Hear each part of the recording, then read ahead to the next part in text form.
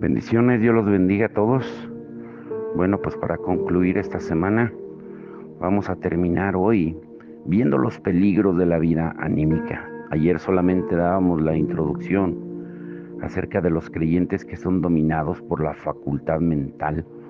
Pero, ¿qué es lo que más confunde a alguien que vive una vida anímica?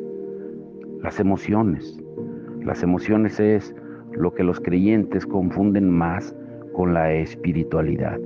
Los cristianos carnales, cuya tendencia es emocional en carácter, habitualmente anhelan sensaciones en su vida, desean sentir la presencia de Dios en sus corazones y sus órganos sensoriales en sus sentidos, desean tener el fuego ardiente del amor, quieren sentirse elevados en su vida espiritual, son incluso muy activos en la obra.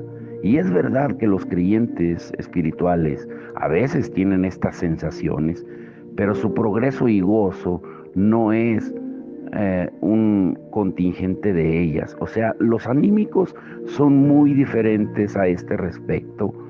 Con tales sensaciones pueden servir al Señor y sin ellas apenas pueden dar un paso. La experiencia muy común del andar anímico se manifiesta en la voluntad, el poder de la autoafirmación. Por medio de él, los creyentes que viven en el alma hacen del yo el centro de todo pensamiento, de toda palabra y acción, y quieren conocer para su satisfacción, sentir para su deleite, trabajar en conformidad a su plan. El eje de su vida es el yo, y el objetivo último y definitivo es glorificarse a sí mismos. Anteriormente vimos que el término alma en la Biblia es traducido también por criatura viviente o ser viviente o incluso animal. Simplemente se refiere a una vida animal. Y eso debería ayudarnos a ver cómo se expresa el poder del alma. La frase más apropiada que podríamos seleccionar para describir la vida y obra de los creyentes anímicos es actividades animales o viveza animal. Muchos planes, muchas actividades, pensamientos confusos y emociones mezcladas. Todo el ser, todo el ser, tanto por dentro como por fuera, es agitación y tumulto. Cuando la emoción es activada, el resto del ser sigue de modo natural. Pero si la emoción está deprimida o la sensación se ha enfriado algo, la mente permanece agitada o estimulada por su propia cuenta. El andar del cristiano carnal se caracteriza por el movimiento perpetuo, si no de actividad física, por lo menos de una viveza mental o emocional. Un modo de andar así uh, resume o reflejará una viveza animal. Está muy lejos de comunicar la vida del espíritu. Podemos resumirlo diciendo que la tendencia del alma caída es a hacer andar a los creyentes según su poder natural, servir a Dios con su fuerza y conforme a sus ideas. Desea sensaciones físicas en el conocimiento del Señor o experimentar la presencia del Señor y comprender la palabra de Dios con el poder de su mente. Y muchas veces, o a menos que un cristiano haya recibido de Dios una visión clara de su yo natural, indudablemente va a servir a Dios con la energía de su vida creada. Y esto causa gran daño a su vida espiritual y resulta en el dar poco fruto que sea verdaderamente espiritual. Los creyentes deben de ver por medio del Espíritu Santo lo vergonzoso de efectuar un trabajo espiritual con el poder natural. De la misma manera que consideramos reprobable que un hijo ambicioso se halague a sí mismo, de modo similar Dios considera nuestra actividad animal en el servicio espiritual como una desvergüenza. Que podamos ser ricos en la experiencia de arrepentirnos hasta el polvo, en lugar de esforzarnos por obtener el primer lugar ante los hombres. Pero ¿cuál es la mayor locura de los creyentes anímicos? Son innumerables los creyentes que son ciegos al daño inherente en la experiencia anímica. Consideran que está bien el resistir y rechazar los actos evidentemente pecaminosos de la carne porque contaminan al espíritu, pero al mismo tiempo que no están justificados en andar por la energía del alma que comparten con todos los hombres y animales. ¿Qué mal hay en que nosotros los hombres vivamos según nuestras fuerzas naturales con tal de que no pequemos? En tanto que las enseñanzas de la Biblia con respecto a la vida del alma no toquen sus corazones, serán incapaces de ver alguna razón para negar esta vida. Si por ejemplo cometen una gran transgresión contra la ley de Dios y le ofenden, saben de modo definido que está mal. Pero si estos mismos creyentes hacen todo lo que pueden para ser buenos y para inspirar su virtud innata, ¿cómo, se preguntan, puede haber objeción a ello? Al ejecutar la obra de Dios no pueden hacerlo celosamente ni depender de su fuerza, pero al menos dicen lo que hacen es la obra de Dios. Y quizá muchos de estos esfuerzos no sean designados por Dios. Sin embargo, estas actividades no son pecaminosas, insisten estos creyentes, sino que son en general excelentes. ¿Qué ofensa puede haber en esa clase de trabajo? ¿Cómo Dios ha concedido dones y talentos en abundancia a ellos? ¿Por qué no podemos nosotros trabajar con ellos? ¿Que no debemos de emplear nuestros talentos? Si no tenemos talentos, no podemos hacer nada. Si tenemos talentos, ¿que no debemos emplearlos en cada oportunidad que tengamos para hacerlo? O sea, su razonamiento, sus ideas, argumentos, siguen en tantas cosas. Nosotros, naturalmente, haríamos mal si descuidáramos la palabra de Dios, pero puede ser ahora equivocado que nosotros escudriñemos diligentemente con nuestra mente el significado de las Escrituras. ¿Puede haber algún pecado en leer la Biblia? Hay muchas virtudes que nosotros al presente desconocemos. Y qué irrazonable sería que tuviéramos que aguardar, a entenderlas, si no usáramos nuestro entendimiento. ¿No es nuestra mente una creación de Dios para que la usemos? ¿Cómo estamos haciéndolo para Dios y no con fines pecaminosos que no se justifican? ¿Por qué no podemos usar nuestro entendimiento para planear y organizar la idea de Dios? O sea, van todavía un paso más adelante. Insisten en que el que procuren conseguir el ser conscientes de la presencia de Dios viene de un corazón sincero y franco. Cuando nos sentimos secos y bajos en nuestra vida y trabajo, ¿no es verdad que Dios con frecuencia nos levanta haciéndonos dar cuenta del amor del Señor Jesús, como si Él escudriñara o avivara una hoguera en nuestros corazones y nos da tal gozo y tal sentido de su presencia que es casi como si le estuviéramos tocando? ¿Puede alguien negar que esto es la cumbre de la espiritualidad? ¿Por qué pues considerar equivocado el que nosotros sinceramente procuremos y oremos en favor de una restauración de un sentimiento así, después de haber perdido y nuestras vidas han pasado a ser frías y comunes? Estas consideraciones o argumentos resumen simplemente lo que numerosos creyentes van dando vueltas dentro de su corazón. No distinguen la forma espiritual de la vida anímica. No han recibido todavía la revelación personal del Espíritu Santo, que les muestra el mal de su andar de modo natural. Tienen que estar dispuestos a esperar la instrucción de Dios, pidiendo al Espíritu Santo revelación respecto a los males variados de su buena vida natural. Y esto debe hacerse en sinceridad y humildad, acompañado de buena voluntad para abandonar todo lo que el Espíritu pueda descubrir. En el momento apropiado, Él va a indicarles la corrupción de su vida natural. El Espíritu Santo capacitará para que comprendan que toda su obra y progreso están centradas en el yo y no en el Señor. Sus buenas obras son hechas no solo por medio de sus propios esfuerzos, sino de modo primario para su propia gloria también. No han buscado la voluntad de Dios en sus esfuerzos, no se han puesto a disposición de obedecer a Dios, ni de emprenderlo todo según su guía y por medio de su fuerza. Simplemente hacen lo que les viene a gusto hacer. Todas sus oraciones y sus esfuerzos respecto a la voluntad de Dios son solamente ostentaciones, presunciones externas, son totalmente falsas.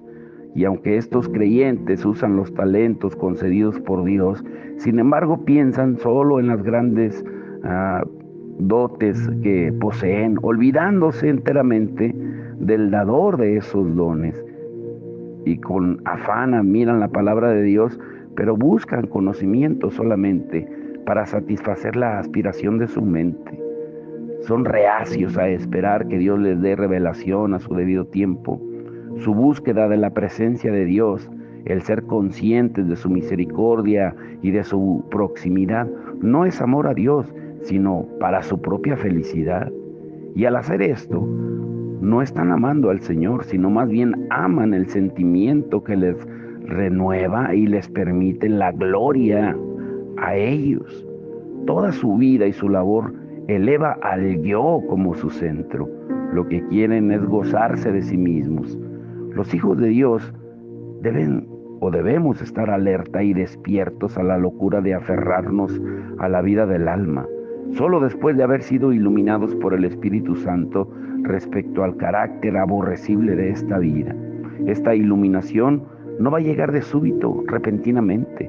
Progresa gradualmente, no de una vez por todas, sino en muchas ocasiones. Cuando los creyentes son iluminados por el Espíritu por primera vez, se arrepienten bajo la luz y voluntariamente entregan su vida del yo a la muerte. Pero los corazones humanos son altamente engañosos.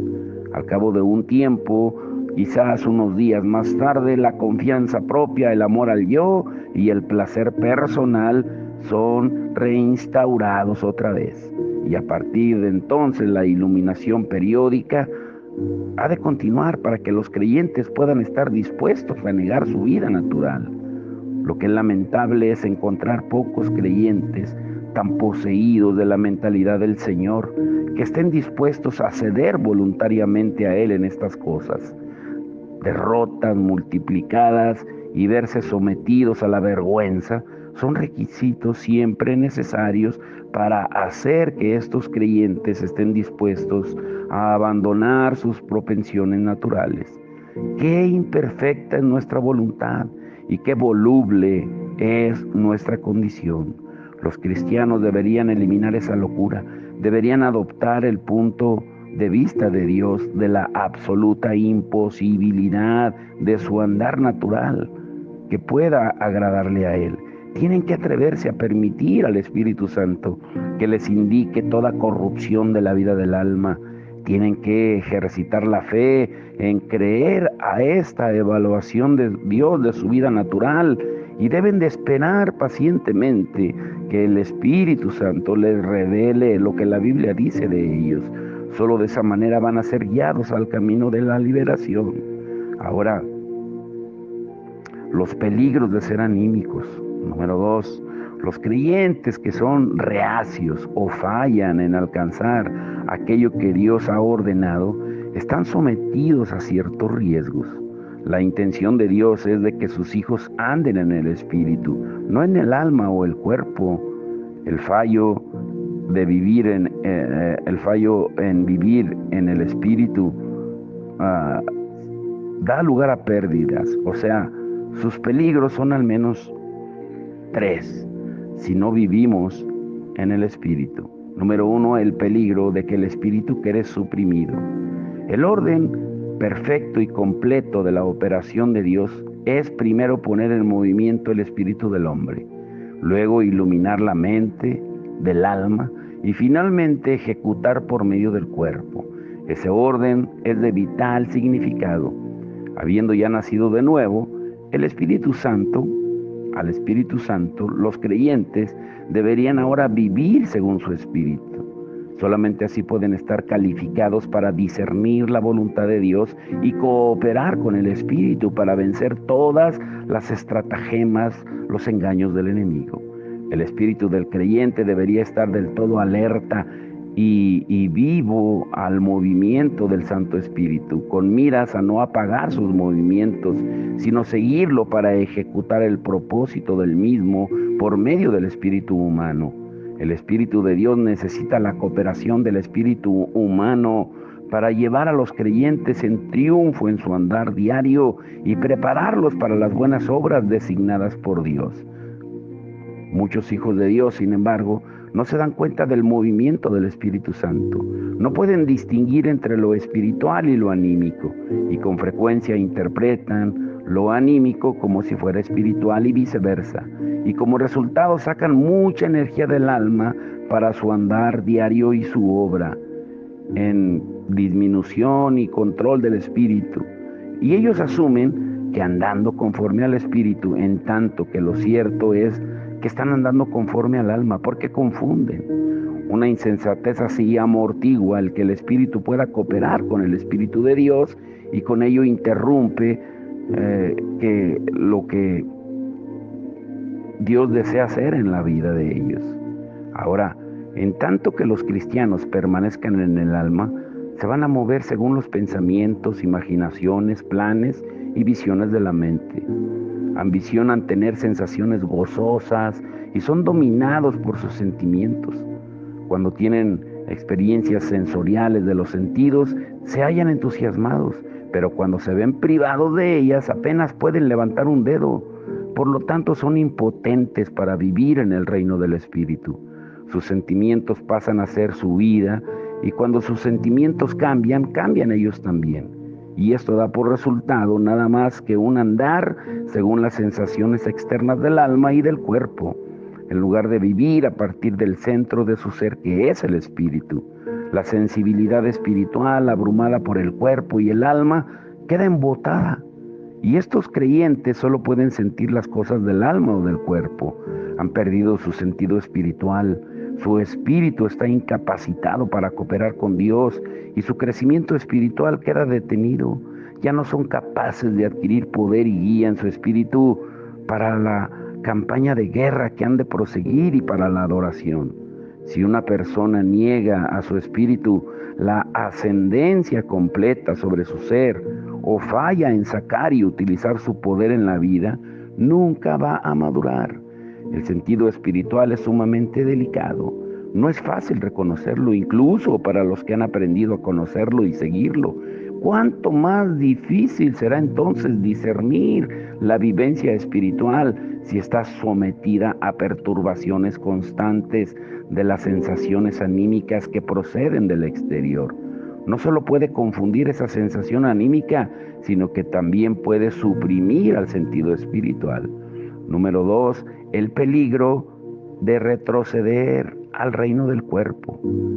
Muchas obras de la carne, según se enumeran en Gálatas 5, tienen su origen de modo natural en las concupiscencias del cuerpo humano, pero muchas otras, indicadas ahí, también la tienen en las actividades del alma.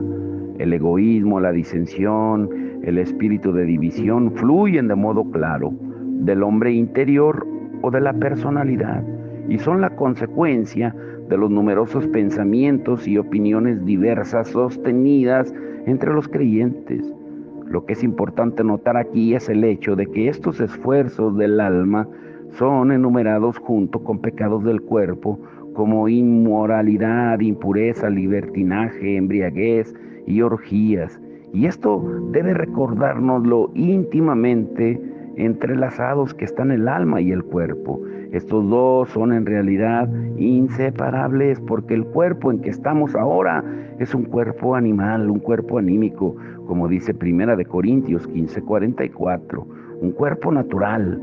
Si un creyente, por tanto, se limita a subyugar su naturaleza pecaminosa y no su vida natural, también se encontrará después de un corto periodo de experimentar victoria sobre el pecado una vez más dando tumbos por el reino del cuerpo del pecado.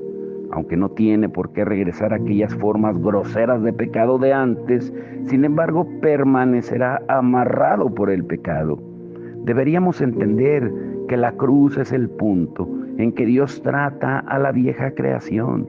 No hay tratos parciales con la vieja creación en la cruz, porque esta última la trata en su totalidad, de donde no podemos acercarnos a la cruz y reclamar solo la salvación por la sustitución, sin al mismo tiempo aceptar la liberación por medio de la identificación.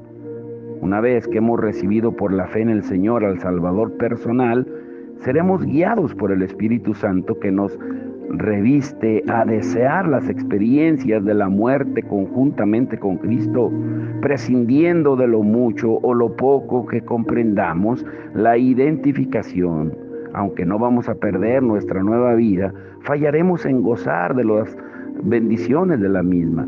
Incluso el gozo de la salvación, si de modo persistente resistimos el deseo interno de la nueva vida. La cruz nunca se limita a su obra exterior. Operará más y más profundamente en nosotros hasta que la vieja creación sea crucificada por completo en la experiencia. Su objetivo es dejar por completo a un lado todo lo que pertenece a Adán. Ahora bien, si los hijos de Dios, al experimentar la victoria sobre el pecado, descuidan el proseguir adelante para vencer la vida natural, al continuar morando en el reino del alma, van a descubrir que el alma y el cuerpo vuelven a encontrarse de modo natural y les llevan otra vez a los antiguos pecados que habían sido abandonados ya. Y esto puede compararse a navegar contra la corriente. La falta de avance significa un seguro retroceso. Todo lo que se ha hecho quedará pronto anulado si la cruz no lleva a cabo su obra de modo completo en nosotros. A eso es a lo que se refiere Pablo en Gálatas 2:20. Esto puede explicar por qué muchos vuelven a recaer en su antiguo estado después de haber experimentado triunfo sobre el pecado durante un periodo más o menos razonable. Si a la vida de la vieja creación, la del alma, se le permite continuar, rápidamente se va a reunir de nuevo con la naturaleza de la antigua creación, o sea, con el pecado. Número 3, el peligro de que el poder de las tinieblas saque ventaja. La carta de Santiago, escrita a los creyentes, declina o delinea de modo claro, mejor dicho, la relación entre la vida del alma y la obra satánica. Santiago 3, del 13 al 15 dice: ¿quién es sabio y entendido entre vosotros? Muestre por la buena conducta sus obras en sabia mansedumbre. Pero si tienen celos amargos y rivalidad en vuestro corazón, no os jactéis, ni mintáis contra la verdad, porque esta sabiduría no es la que desciende de lo alto, sino terrenal, natural, anímica, diabólica. Hay una sabiduría, escúchenlo bien esto, que viene de Satanás y es la misma que puede surgir a veces del alma humana. La carne es el obrador o taller del diablo, ya lo hemos estudiado, y su operación en la parte anímica de la carne es tan activa como en la parte corporal. Estos versículos que acabamos de leer explican en qué forma brotan los celos amargos de buscar la sabiduría anímica. Es por medio de la actividad del diablo en el alma humana. Los cristianos deben darse cuenta que el adversario puede seducir a la gente al pecado, pero no comprenden en el mismo grado que puede inyectar pensamientos en la mente del hombre. La caída del hombre fue debida al amor, al conocimiento y a la sabiduría. Satanás está empleando la misma táctica hoy para retener el alma del creyente en su centro de operaciones. El plan de Satanás es preservar para sí tanto como pueda de nuestra antigua manera de vivir, de nuestra antigua creación. Si falla en hacer caer en sus redes de pecado a los creyentes, va a intentar inducirlos a conservar su vida natural, sacando ventaja de que desconocen sus estrategias y artimañas, o del hecho de que se resisten a ceder totalmente al Espíritu, porque si no tienen éxito, todos sus ejércitos del infierno van a quedarse sin ocupación. Cuanto más los creyentes se unan al Señor en espíritu, más va a fluir la vida del Espíritu Santo en su espíritu y más va la cruz a obrar en ellos cada día. Como resultado, van a ser liberados de modo progresivo de la vieja creación y van a ceder menos terreno a Satanás para que pueda operar. Debemos de saber que todos los esfuerzos de Satanás, sea por medio de seducción o por ataque, son perpetrados en nuestra vieja creación. Él no se atreve a malgastar su energía en nuestra nueva creación, la vida propia de Dios. Y esta es la razón por la que intenta de modo incesante persuadir, convencer a los hijos de Dios a que retengan algo de la vieja creación, sean pecados ocultos o una hermosa vida natural de aparente servicio en la iglesia, de modo que puedan continuar operando en la carne. Y como conspira contra los creyentes y los confunde para que amen su propia vida, y a pesar del hecho de que aborrecen el pecado, pero todo lo que hacen fluye del alma. Cuando los cristianos éramos aún pecadores que practicábamos el pecado, nos movíamos en otro tiempo al impulso de los deseos de nuestra carne, refiriéndose a los pecados relacionados de modo particular en el cuerpo, satisfaciendo los deseos de la carne y de la mente, refiriéndose a la vida anímica, como dice Efesios 2:3. El versículo precedente nos informa que los dos son ahora trabajados por el espíritu maligno. Nuestro objetivo al discutir esto es ayudar a los hijos de Dios a comprender que el cuerpo no es la única esfera de operaciones de Satanás. El alma también es campo de operaciones del adversario. Deseamos reiterar que los creyentes deben ser liberados no solo del pecado, sino también de su reino natural. Que el Espíritu Santo abra nuestros ojos para ver la importancia de un paso así. Si los santos fueran liberados paso a paso de la vida del alma, así como del poder del pecado, Satanás sería derrotado por todas partes una y otra vez.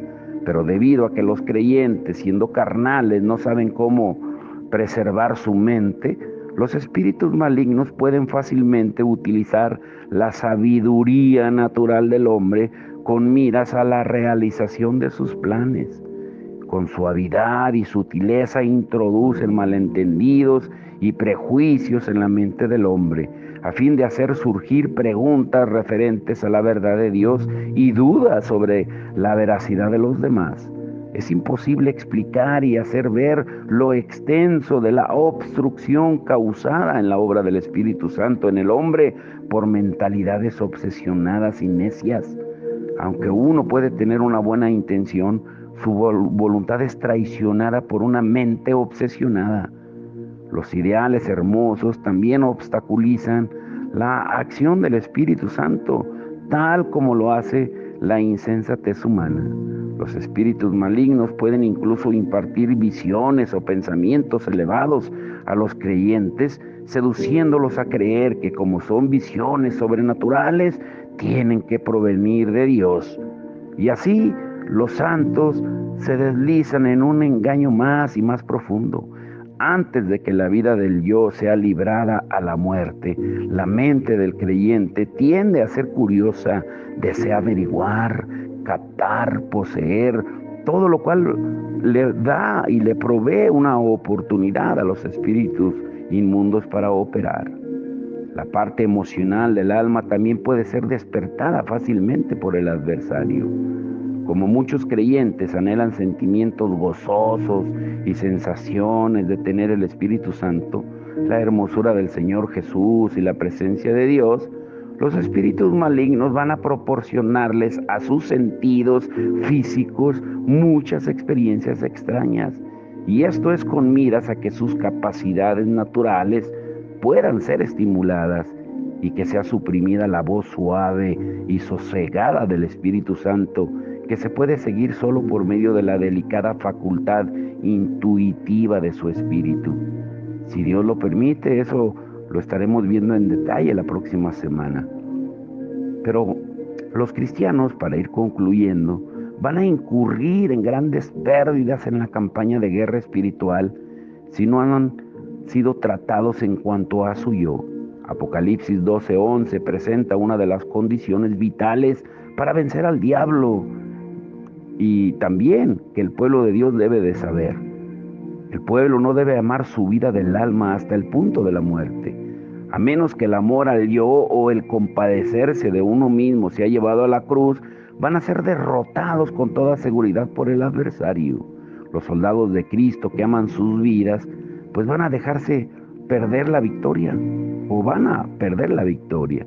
El adversario va a vencer a todo aquel cuyo corazón está lleno de consideraciones del yo. Todo apego a las cosas revela debilidad al enemigo. La sola posibilidad de vencerle es ceder la vida natural a la muerte. Satanás puede operar por medio de las almas indisciplinadas. También puede atacar directamente a aquellos que no saben nada de la cruz. Nuestra vida del alma constituye la quinta columna del adversario dentro de nosotros. Da pie al enemigo. Al margen de lo que sepamos de la verdad y de lo sinceramente que luchemos por ella, el alma sigue siendo nuestro punto vulnerable. Lo que es penoso es tener que reconocer el hecho de que en el grado en que los creyentes se vuelven espirituales, hasta ese grado resulta difícil desenmascarar la vida del alma. Cuanto menor es el elemento anímico, más difícil es tratarlo. Es posible que solo la más leve pizca de carnalidad se mezcle con la vida espiritual, pero esto precisamente es lo que hace en extremo difícil, en este caso, el distinguir entre lo que es anímico y lo que es espiritual. A menos que los cristianos estén en extremo alerta resistiendo al diablo, van a encontrar grandes derrotas a causa de su vida del yo. El que la vida del alma del cristiano pueda ser engañada y usada por el diablo es realmente algo que cabe esperar comúnmente. Hay que hacer sonar la alarma. El deseo de Dios es que neguemos todo lo que hemos heredado de Adán, incluso nuestra vida y naturaleza. El desobedecer a Dios implica un peligro de modo invariable. La próxima semana estudiaremos a fondo lo que significa realmente la cruz y el alma, porque la cruz es la única que puede tratar con el alma. Eso lo veremos la próxima semana. Yo los invito a que mediten, reflexionen en los estudios que vimos esta semana.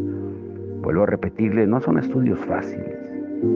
Y hablando de estudios no fáciles, el domingo estudiaremos la santidad en un mundo impío. En Juan 17 registra lo que los teólogos llaman la última oración de Jesús, cuando Jesús estaba por sufrir el castigo, la ira de Dios por cada uno de nosotros. Los teólogos lo llaman, o los estudiosos de la Biblia lo llaman, la última oración en la tierra, pidiendo al Padre por los discípulos. Y si analizamos los 26 versículos de la oración de Juan 17, notamos que 6 veces oró al Padre para que tuvieran unidad. Y es paradójico, contradictorio, porque es lo que más hace falta en la iglesia de Cristo a nivel general. Pero también 16 veces oró advirtiendo sobre los peligros del mundo. Cuando se refiere al mundo es al sistema, a la cultura, a las tradiciones, el sistema. Y en Juan 17:15 se resume la sustancia de su oración. No ruego que los quites del mal, sino que los guardes del mal. Pero la pregunta es, ¿cuál mal? Todos los creyentes tenemos que vivir la vida cristiana en un mundo de tinieblas, un mundo impío que no quiere saber nada de Dios. Es más fácil que se haga popular hoy en día una canción llena de amargura, de ira, de reproche, de resentimiento, con millones y millones de gentes escuchando con atención, opinando en las redes sociales, toda la basura que sale, como lo fue y lo que es hoy en día la tan popular canción de Shakira. Pero a que te pongan atención, si les hablas del perdón, de la misericordia y del evangelio, qué difícil es. Y todos estamos expuestos a la contaminación del mundo. Familias llenas de rencor, de amargura. Los estudiantes que asisten a las escuelas se enfrentan a todo tipo de tentaciones. Los hombres y mujeres que se han vuelto tan materialistas que consciente o inconscientemente le están dejando esa enseñanza a los hijos. Hasta los que están apartados en un barco en medio del océano enfrentan las tentaciones del mundo, de sensualidad, de lujuria, de desenfreno. Pero ¿qué hacer entonces si vamos a vivir en este mundo? ¿A qué se refiere Jesús cuando dijo, no te pido que los quites del mundo, sino que los apartes, que los guardes del mal? Eso lo estudiaremos, pero vamos a orar. Padre, en el nombre de Jesús, te damos toda la gloria y la honra, Señor. Te rogamos que seas tú, Señor. Que seas tú, Señor, mostrándonos lo que verdaderamente necesitamos en nuestra vida. Que no pensemos que lo que pensamos es lo correcto, que lo que sentimos es lo adecuado, que lo que hacemos, eso debe ser lo que está bien, Señor, sino que todo sea dirigido, sazonado, filtrado por tu Espíritu Santo. Hoy rendimos nuestro ser a ti, Señor. Que no hagamos nada, Señor, si iba a ser por parte del alma.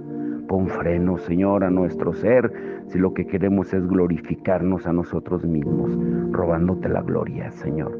Que nos demos cuenta de los peligros de una vida del alma, de una vida anímica, porque el alma es engañosa y disfraza las experiencias del espíritu, porque el diablo sabe que si utiliza el alma, engaña todo nuestro ser.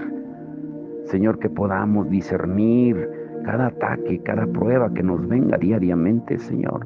Yo te ruego por todos aquellos que están pasando luchas y pruebas, por todos aquellos que de alguna manera están siendo zarandeados, Señor, pero que podamos decir, como tú le dijiste a Pedro, yo he orado para que no falte tu fe, que podamos orar los unos por los otros para que no falte nuestra fe. Dependiendo de las circunstancias que estemos viviendo, la solución sigue siendo la misma: confiar en ti con todas nuestras fuerzas, Señor. Te rogamos que tú nos des discernimiento a cada uno de nosotros, Señor, y también que el domingo te glorifiques en el servicio, que seas tú exaltado, Señor, porque ese es nuestro deber eterno, exaltarte porque tú nos creaste y no nos creamos nosotros a nosotros mismos. Ayúdanos a entenderlo, Señor, y a ponerlo por obra, Señor, y suple todas las necesidades de cada uno de nosotros, de acuerdo a tus riquezas en gloria. Que no confiemos en nosotros mismos, sino que confiemos en ti, que busquemos primeramente tu reino y tu justicia, y que todo lo demás, dice tu palabra, es tu promesa, vendrá por añadidura. Te damos la gloria y la honra en el nombre de Jesús. Amén y amén.